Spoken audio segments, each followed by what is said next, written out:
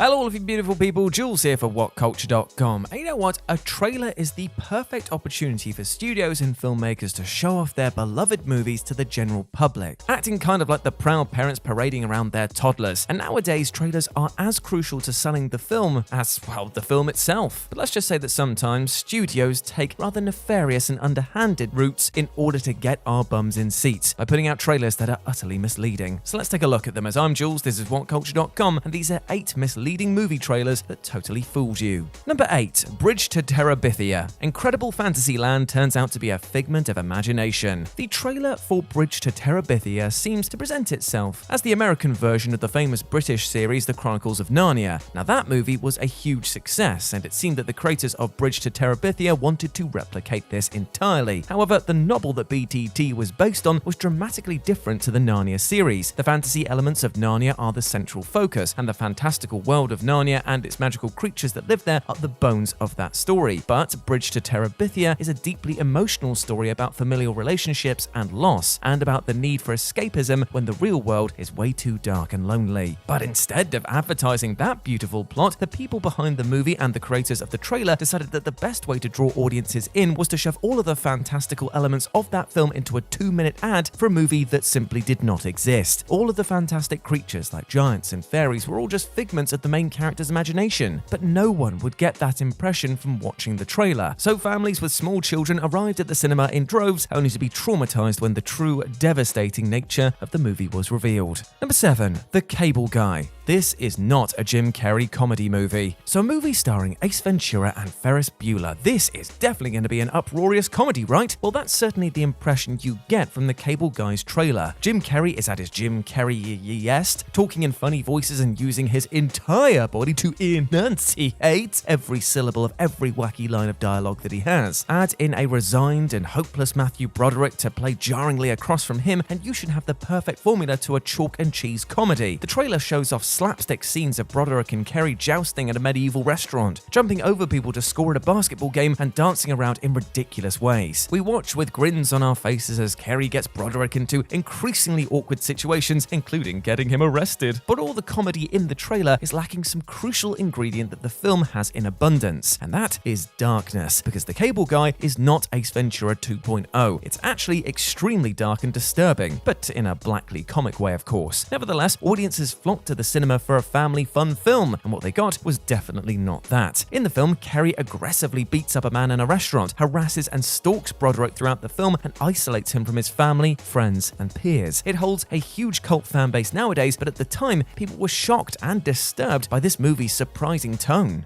Number 6. Cabin in the Woods, tricking the audience that you're insulting into watching your film. The Cabin in the Woods trailer seemed to be advertising a gory, brain-dead romp akin to some of horror's most famous slasher movies like Cabin Fever and Wrong Turn. The trailer boasted teenage stereotypes, desolate woodland scenery, creepy hillbillies, scary zombies, and the age-old cliche, "we should split up." The film, to most people, looked to be like a disappointing and lazy rehash of old classics, and dissuaded a lot of horror fans from ever going to see the movie. But for horror fanatics that unabashedly love these objectively bad movies, the Cabin in the Woods trailer seemed to promise them everything that they could possibly want in a movie. So you can imagine how miffed these moviegoers were when they paid astronomical cinema prices to sit in a movie screen where they are completely ridiculed for almost 2 hours. Because in reality, Cabin in the Woods was a movie that used meta comedy to hold up a mirror to horror fans, forcing them to reflect on their weird love of pointless gore and cliched slasher tropes. But these moviegoers couldn't possibly be mad at this film because, you know what? It was just such a clever and inventive movie.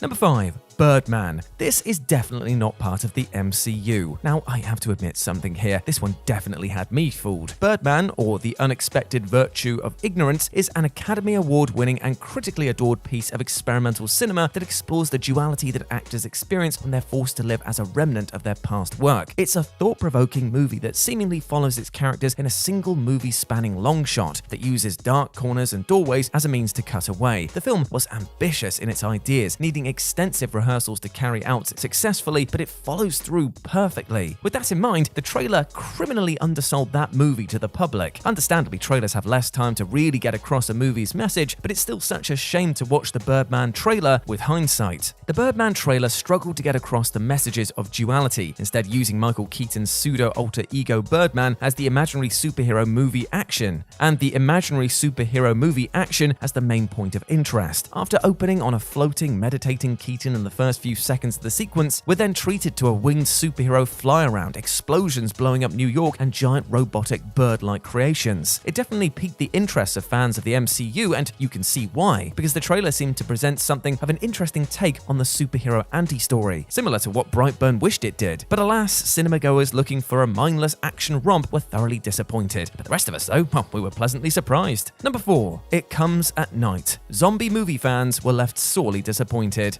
For most people, the zombie genre had really reached a point of exhaustion in 2017. It had been 13 years since Shaun of the Dead had reinvigorated the genre, and not to mention The Walking Dead had come and swept the world by storm and subsequently stayed on air far too long by that point. Yet there was still a cult-like group of horror fans that paid good money to see any and every zombie flick that hit the big screen. And while anyone who paid attention to the It Comes at Night trailer long enough to see that it was an A24 movie and knew that the film was going to be a lot more complex than just a gross-out gore fest, the rest of us, well, we were totally fooled by it. The trailer features black goo spewing creatures with blacked out eyes and creepy dark veins all over their bodies, ominous banging is heard all around a locked up house, and characters talk in hushed tones about a mysterious virus, all of which are telltale signs of a zombie outbreak. But while the film does take place in a world ravaged by a killer virus, this is not some cliched zombie romp. The movie is actually about paranoia and interpersonal relationships. Being an A24 film means that the story is a lot heavier on the psychological horror than on any kind of gore, and any gore that you do see in the trailer is actually the result of nightmares. Needless to say, many zombie fans were extremely disappointed.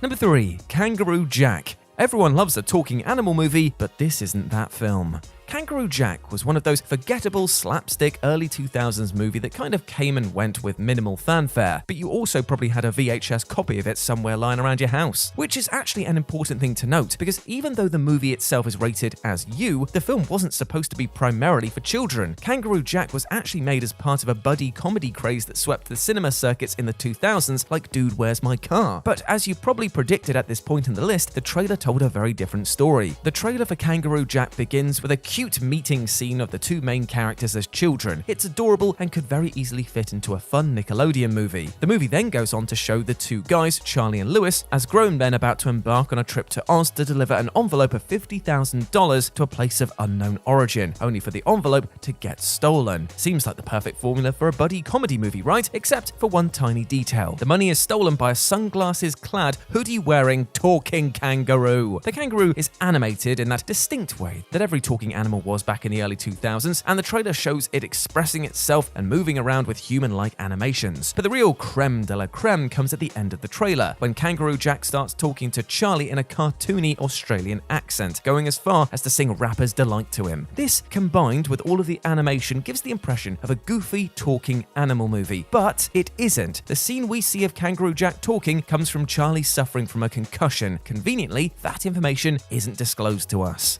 Number 2. Sweeny Todd. Let's just not tell people it's a musical. Attend the tale of Sweeny Todd, but before you do, let's make a few things clear. This tale is told predominantly through song. When Warner Brothers released the trailer for the Tim Burton gothic horror film, audiences were intentionally left out of this fact. The trailer features dramatic dialogue, gothic lighting, and a sweeping score, but any evidence of the film's musical roots has been puzzlingly omitted from the trailer. The only evidence that the film was in fact a musical came from Johnny Depp's 10-second talk singing sequence that was perhaps left in the trailer as a subtle way to reassure fans of the original Broadway show. It was a clever way for Burton and Warner Brothers to have their cake and eat it as well, covering up the film's real genre while still letting theatre fans know that they're going to get what they want. And unfortunately for moviegoers, the bait and switch worked on them, and people expecting a depressingly gothic tale full of macabre imagery were promptly shocked by Johnny Depp belting out No Place Like London. Of course, all the normal Tim Burton cliches were still present, but the jarring addition of these musical numbers were completely unexpected, and for some fans, completely unwanted.